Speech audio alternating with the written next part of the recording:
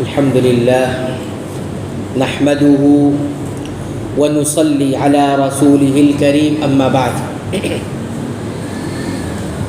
أعوذ بالله من الشيطان الرجيم بسم الله الرحمن الرحيم ثم عفونا عنكم من بعد ذلك لعلكم تشكرون.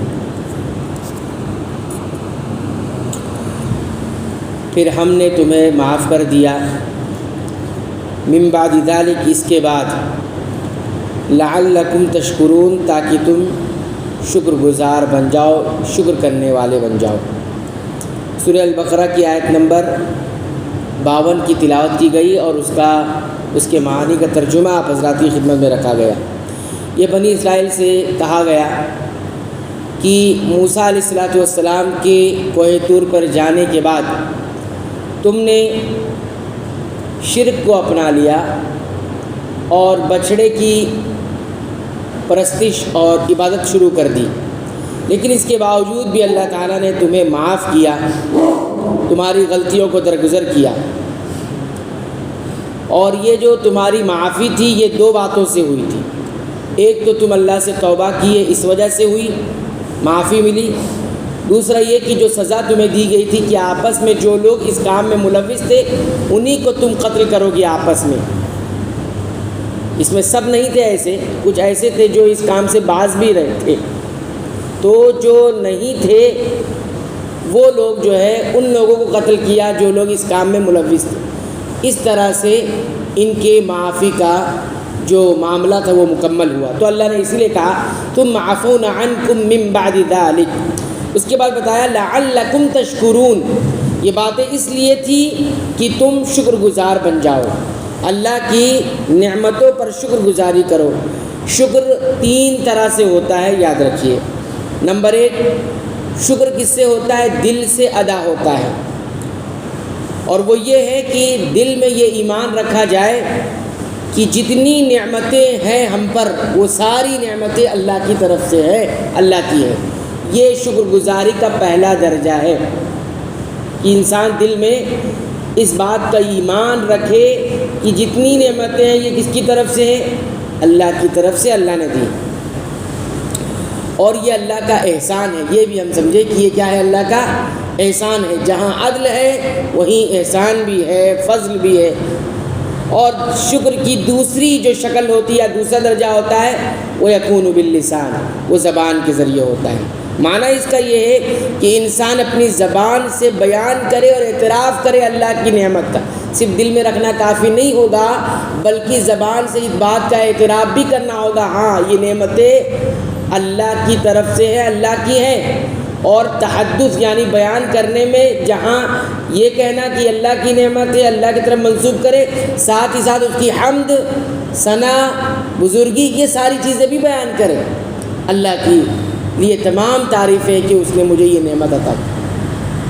تو یہ ساری باتیں اس کے اندر آتی ہیں، لیکن یہ ساری باتیں نعمت کے طور پر اور اعتراف کے طور پر بیان کی جائے گی. یہ نہیں کہ فخر کے طور پر کہ میں بہت عظیم انسان ہوں اور مجھے اللہ نے دیا.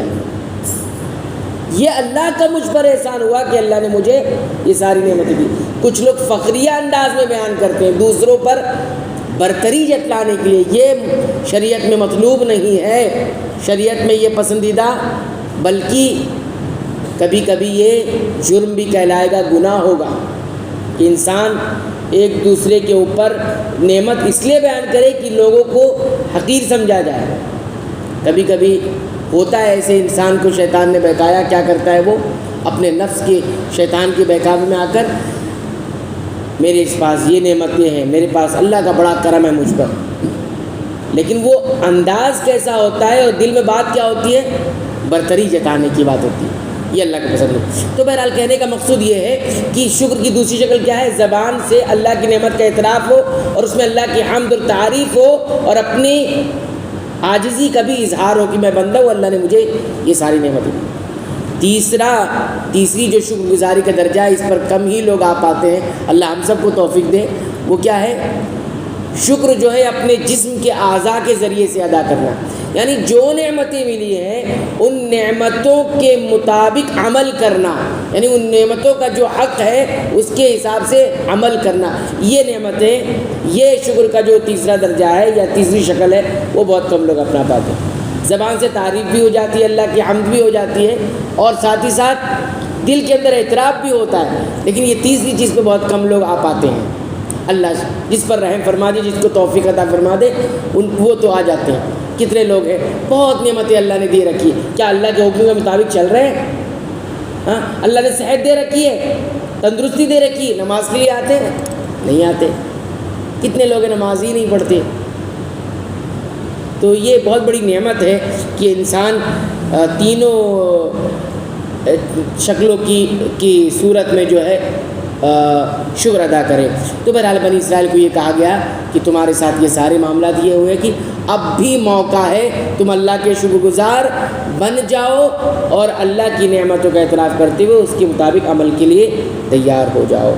تو یہاں آ کر سورہ البقرہ کی دونوں آیت نمبر 51 اور 52 دونوں مکمل ہو گئی.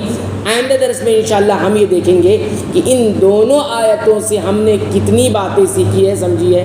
انشاءاللہ اس کو پوائنٹ کی شکل میں ہم رکھیں گے. اللہ تعالیٰ سے دعا کرتے ہیں رب العالمین تو ہمیں قرآن حکیم کی پابندی سے تلاوت کی توفیق عطا فرما، اس کو سمجھ کر غور کرنے کی، پڑھنے کی توفیق عطا فرما، اس کے مطابق عمل کی توفیق عطا فرما. رب العالمین تو قرآن حکیم کو ہمارے دلوں کی بہار بنا دے. رب العالمین تو قرآن حکیم کو ہمارے سینوں کی روشنی بنا دے. رب العالمین تو قرآن حکیم کو ہمارے تمام غموں پریشانیوں کا علاج بنا. آمین. وآخر دعوانا الحمدللہ رب العالمین.